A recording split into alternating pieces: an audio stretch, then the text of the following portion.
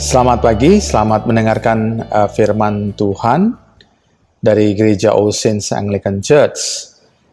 Hari ini kita akan mendengarkan firman Tuhan dengan topik kesaksian firman yang hidup. Kesaksian firman yang hidup. Sebelumnya, mari kita berdoa. Tuhan, pada saat ini kami mengucap syukur karena kami boleh Tuhan berkesempatan untuk mendengarkan firman-Mu kembali. Dan kami ya Tuhan mengundang Roh Kudus-Mu untuk memimpin kami, untuk kami ya Tuhan boleh mendengarkan, memahami ya Tuhan, dan didorong untuk melakukan firman-Mu. Di dalam nama anak-Mu Yesus Kristus kami tak berdoa. Amin. Kita mungkin pernah beberapa kali mendengar tentang hidup yang menjadi saksi Kristus. Tapi sebenarnya apa yang kita lakukan sebagai saksi itu tidak sepertinya terlalu jelas.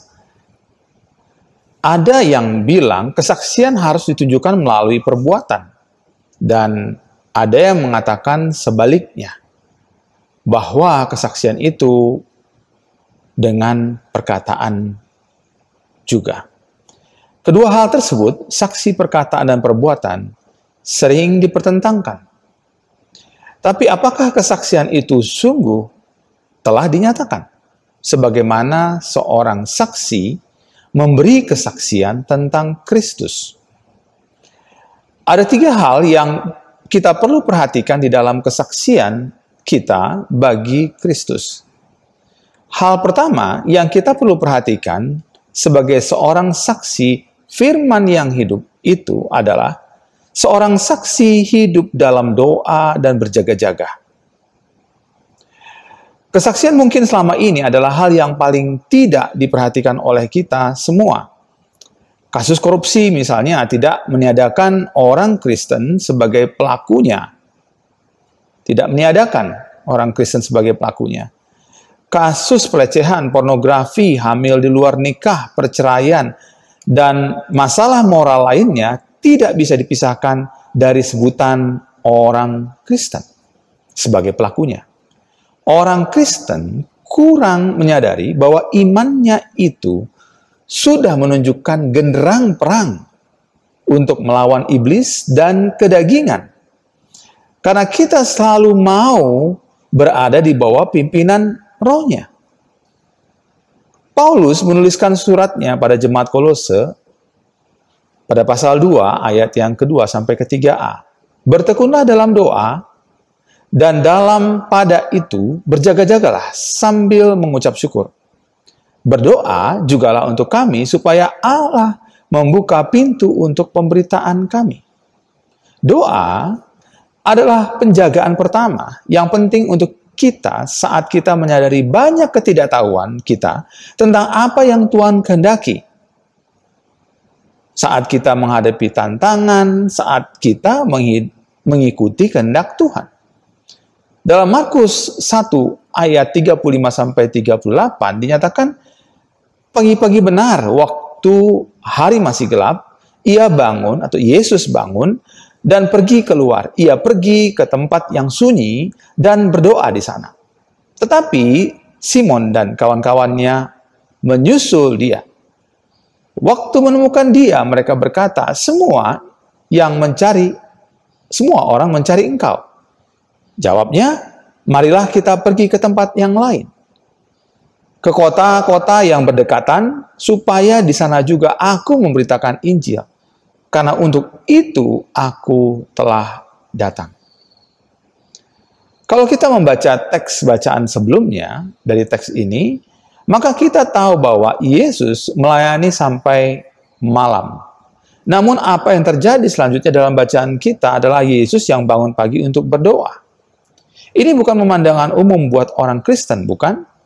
Setelah kita bekerja sampai malam, belum tentu kita pagi hari benar bangun untuk berdoa. Bukan seperti itu. Kita tidak menempatkan doa sebagai awal setiap kegiatan dan pekerjaan kita sebagai pelayanan baginya. Hal yang menarik lainnya kita temukan dalam ayat tersebut adalah para murid yang tidak berdoa, tiba-tiba muncul menyusul Yesus, menghampiri Yesus, dan mengajak Yesus pelayanan. Para murid mengatakan, semua orang mencari engkau. Tetapi apa jawab Yesus? Marilah kita pergi ke tempat lain, ke kota-kota yang berdekatan, supaya di sana juga aku memberitakan Injil. Karena untuk itu aku telah datang. Yesus tidak menggubris mereka. Petunjuk lengkap Yesus untuk pelayanan selanjutnya berasal dari doa yang dinaikkan. Bukan dari banyaknya mereka yang datang padanya, sehingga dia harus layani. Pada masa kini, bukan pada viewer, subscriber, dan like orang yang banyak mengikuti Yesus, misalnya. Di sini kita belajar bahwa doa menemukan arah kita selanjutnya, mempersiapkan kita untuk pelayanan selanjutnya, bahkan menolak untuk bertumpu pada daerah, orang, dan tempat tertentu saja. Karena tujuan Yesus datang bukan ke satu pihak ataupun satu daerah atau tempat saja. Yesus berkata, supaya di sana juga aku memberitakan Injil. Karena untuk itu aku telah datang. Para murid tidak menyadari hal ini. Kita pun perlu menyadari bahwa kesaksian kita tidak saja saat tampil di gereja, online maupun onsite, tapi di tengah keluarga, di tengah pekerjaan kita, bertetangga, dimanapun kita berada, dan pergi untuk memberitakan Injil.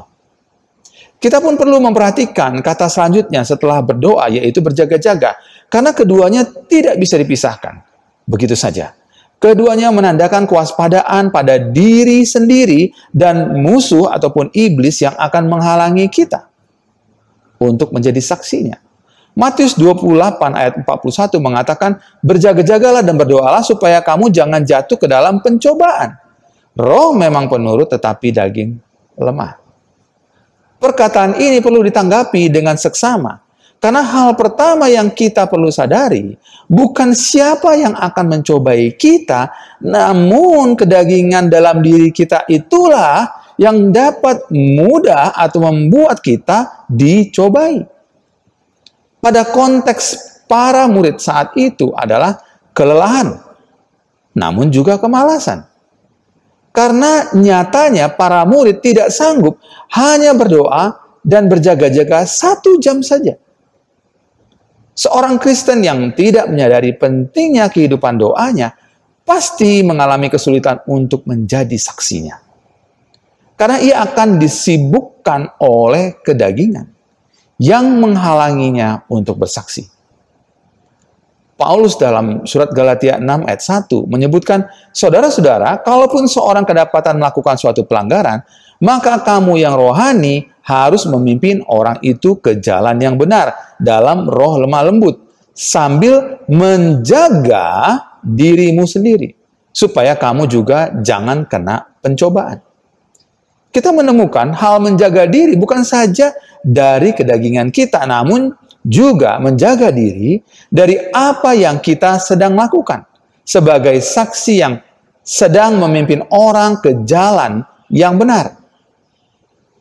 Misalnya, seorang yang sudah didetoks dari narkoba, bertobat, percaya pada Yesus, dan melayani mereka yang mengalami pengalaman yang sama, perlu menjaga atau berjaga-jaga agar maksud baiknya tidak menjadi jalan dirinya untuk kembali ke narkoba tersebut.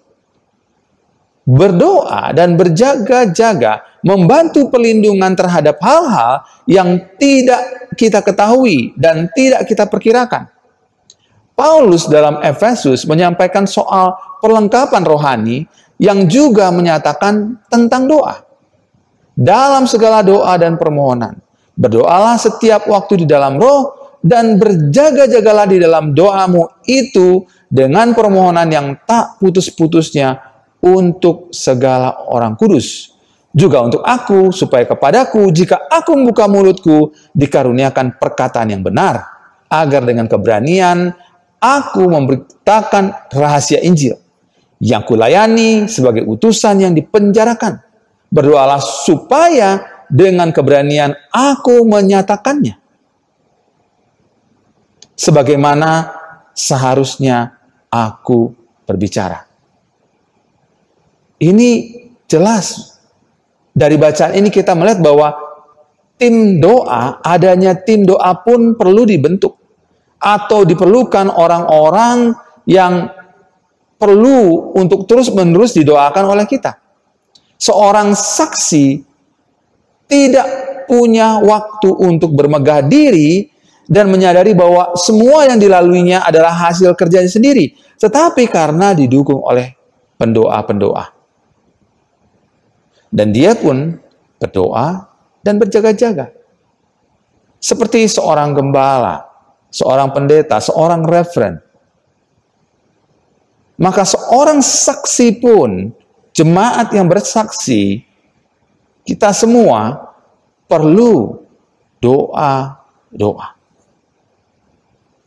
Hal kedua yang kita perlu perhatikan sebagai seorang saksi firman yang hidup itu adalah hidup seorang saksi sama seperti Kristus telah hidup.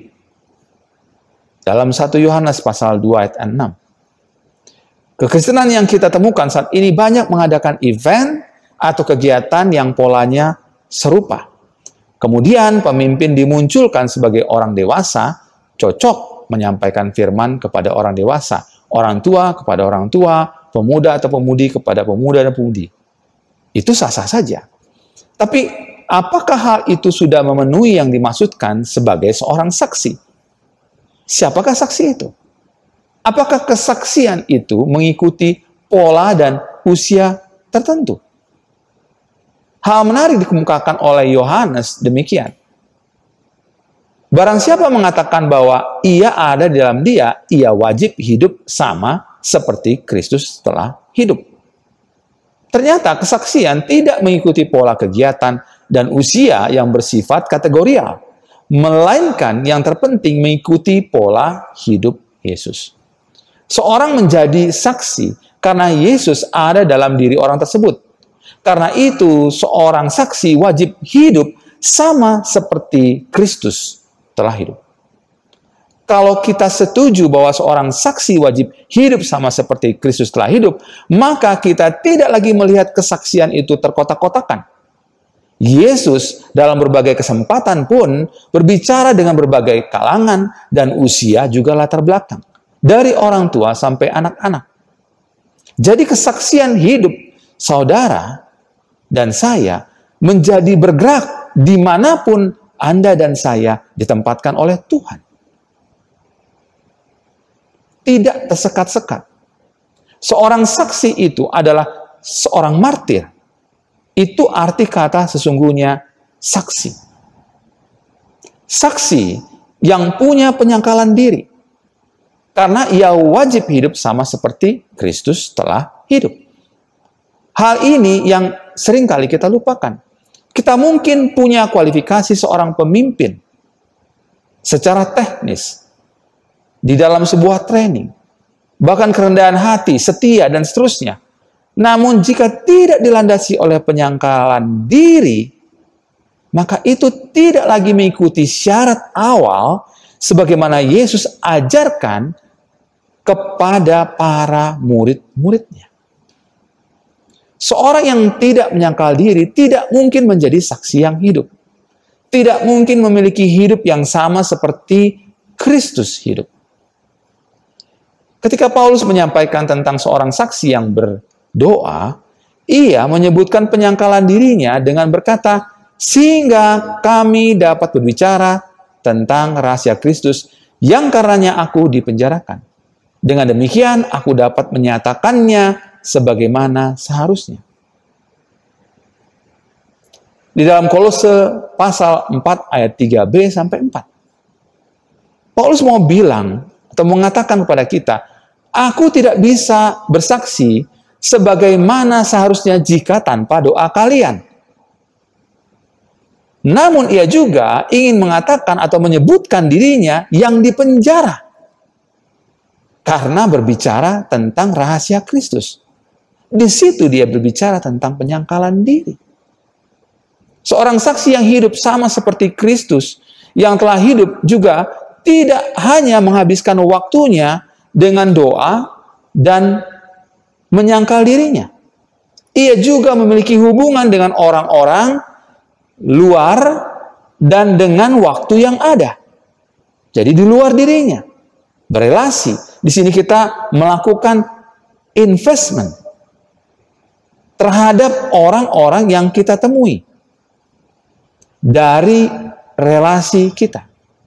Kesaksian bukan sebuah event yang berjangka 1 sampai 2 bulan lalu selesai, atau KKR sehari sampai 3 hari di lapangan terbuka.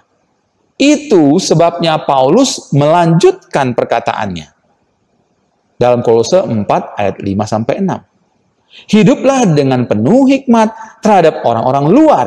Pergunakanlah waktu yang ada. Hendaklah kata-katamu senantiasa penuh kasih, jangan hambar, sehingga kamu tahu bagaimana kamu harus memberi jawab kepada setiap orang.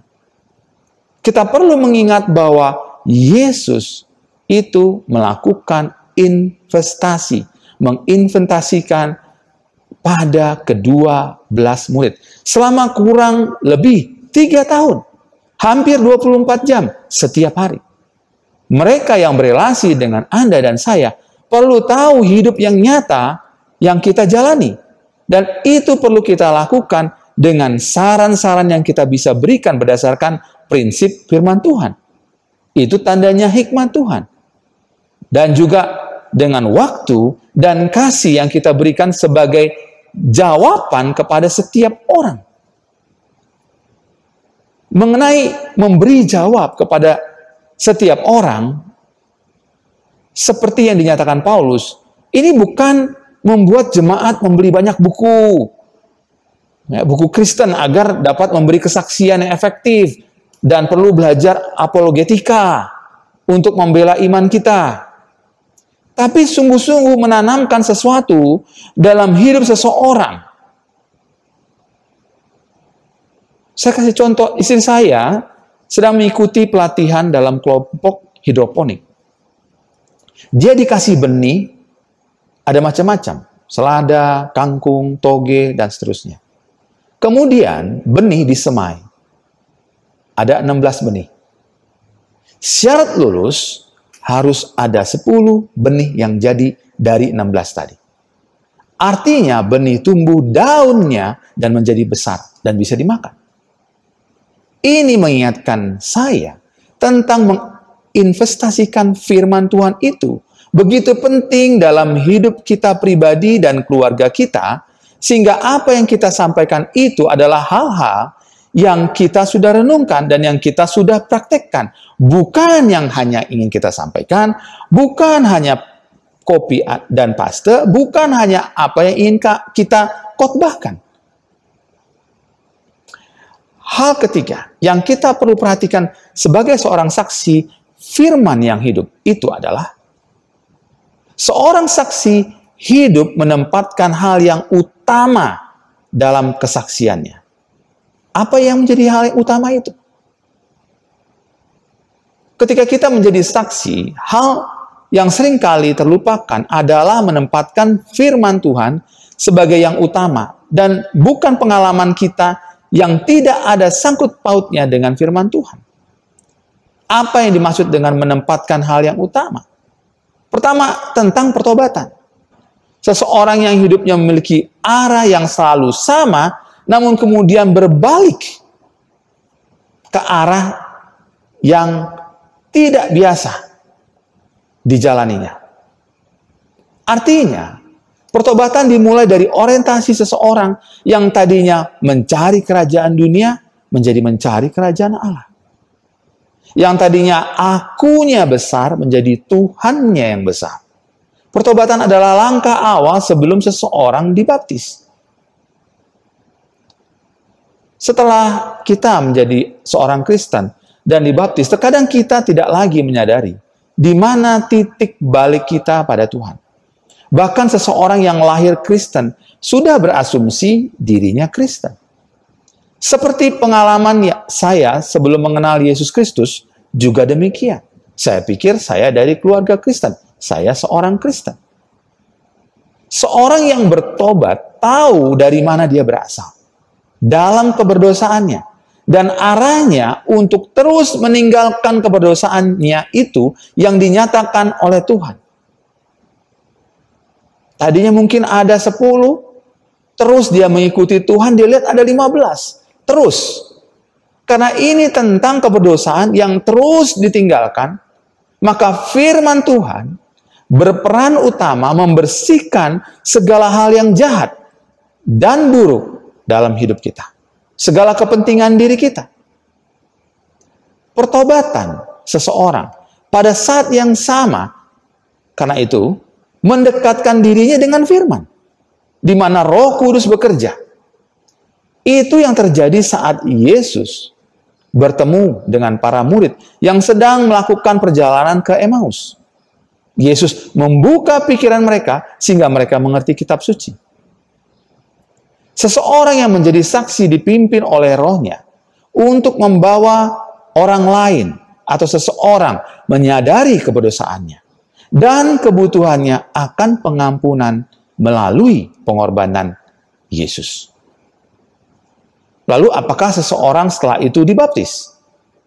Mari kita lihat Matius pasal 28 ayat 19 tentang amanat agung yang berbunyi, "Karena itu pergilah, jadikanlah semua bangsa muridku, dan baptislah mereka dalam nama Bapa, Anak, dan Roh Kudus." Kita tahu bahwa seseorang dibaptis, maka ia harus lebih dahulu dijadikan murid dari ayat tersebut. Dan untuk dijadikan seorang murid, maka kita mesti pergi. Tahapan ini semua berkaitan dengan seseorang atau seorang saksi hidup yang menempatkan hal yang utama dalam kesaksiannya. Pertobatan seseorang pada saat yang sama mendekatkan dirinya dengan firman di mana Roh Kudus bekerja. Hanya dapat diketahui jika seseorang rindu ataupun haus akan firman Tuhan. Disinilah seseorang boleh melihat hal itu. Ketika dia pergi, bukan saja dibawa, bukan saja di gereja, tetapi dia berkunjung, dia datang, dia melihat orang itu di dalam kehidupan pribadinya, dan melihat pertobatan dan membimbingnya untuk mengenal firman Tuhan. Seorang saksi utamanya mengarahkannya pada pertobatan dan rasa haus akan firman Tuhan. Sebelum orang itu dibaptis. Kata pergi menjelaskan kepada kita bahwa sentralitas kesaksian dan untuk mengetahui pertobatan seseorang bukan karena seseorang ada di dalam gereja, namun pada saat mereka ditemui, bekerja, dan menjalani kehidupan kesehariannya. Kita memastikan seseorang memiliki kerinduan akan firman Tuhan setiap hari dalam hidupnya. Ketika saya membimbing seseorang percaya pada Yesus, maka baptisan bukanlah tujuan utama saya. Tujuan utama yang saya temukan dalam firman Tuhan adalah memastikan pertobatan lebih dulu. Pertobatan seseorang, dan pada saat yang sama melihat lebih jauh kerinduan seseorang akan firman Tuhan. Karena iman timbul dari pendengaran akan firman Tuhan, maka pertobatannya pun timbul dari firman Tuhan yang menyentuh dan mengubahkan orang yang saya layani. Di situ pentingnya bukan saja membawa seseorang untuk dibaptis, tapi menjadikannya seorang murid. Kalau seseorang buru-buru jadi Kristen karena dibaptis, apalagi dibaptis untuk menikah, lalu menunggu mereka ke gereja, maka itu proses yang tidak pernah menyentuh pertobatan seseorang. Ketika kita menempatkan yang utama dalam kesaksian, yaitu pertobatan dan kerinduan seseorang akan firman Tuhan, maka kita sedang mengarahkan mereka pada Kristus dan pekerjaan Roh Kudus itu sendiri. Kita sedang mengadakan disciple planting, penanaman pemuritan, dan bukan mendahulukan church planting, penanaman gereja. Di sini kita sedang menempatkan firman Tuhan dan perubahan mereka yang menerima kesaksian firman itu menjadi hidup. Sehingga hidupnya pun bukan hanya roti, tapi karena perkataan Allah. Mereka yang menerima kesaksian itu akan bergantung bukan pada diri kita, bukan pada gereja, tapi utamanya pada Kristus dan firman-Nya. Dia akan menjadi gereja sebelum terlibat dalam kegiatan dan pelayanan gereja. Pertanyaannya bagi kita adalah, maukah kita menjadi saksi firman yang hidup itu? Mari kita berdoa. Tuhan, pada saat ini kami berdoa, menyadari pentingnya Tuhan, bagaimana kami menjadi saksi firman Allah yang hidup itu. Sehingga ya Tuhan, kami menghidupi apa yang Engkau katakan melalui firman-Mu, dan itu pun yang kami nyatakan untuk membawa orang kepadamu.